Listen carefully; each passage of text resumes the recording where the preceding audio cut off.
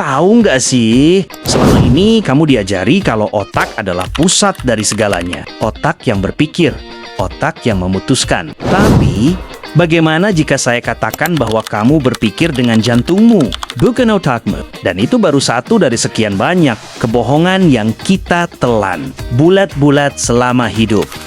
Dalam 8 menit ke depan, saya akan menunjukkan hal-hal yang hanya diketahui oleh 0,1% populasi dunia tentang siapa yang sebenarnya mengendalikan emosimu. Mengapa kamu merasa diawasi, padahal sendirian, dan rahasia gelap di balik layar ponsel yang sedang kamu pegang sekarang. Jika kamu merasa hidupmu sedang tidak masuk akal, video ini adalah jawabannya. Mari kita bongkar.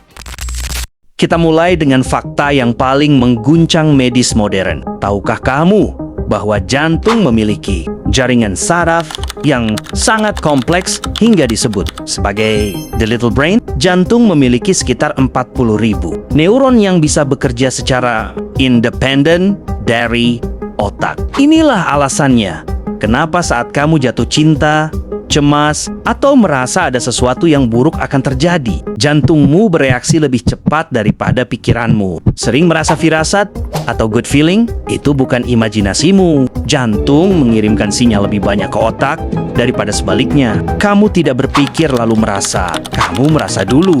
Baru otakmu membuatkan alasannya. No, God! No, God, please! Jadi, siapa bos sebenarnya di tubuhmu?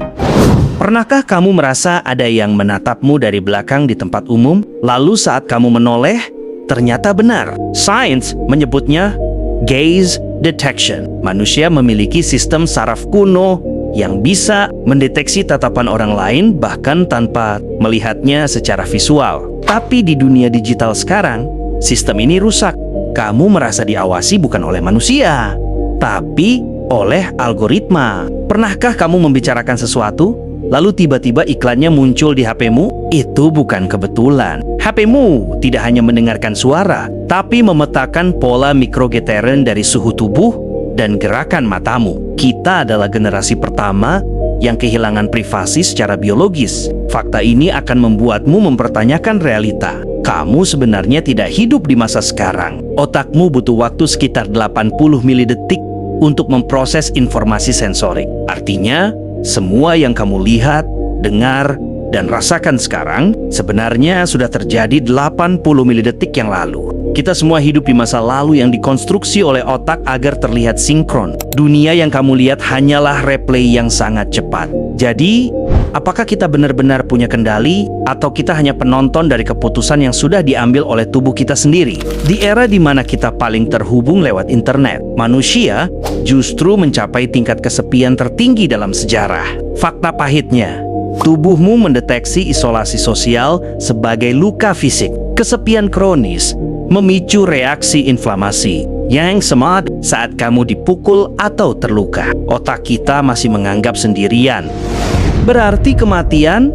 Karena di zaman purba, keluar dari kelompok berarti dimakan predator. Sekarang, predatornya adalah depresi. Itulah kenapa kamu bisa merasa hampa meskipun punya 1000 pengikut di media sosial.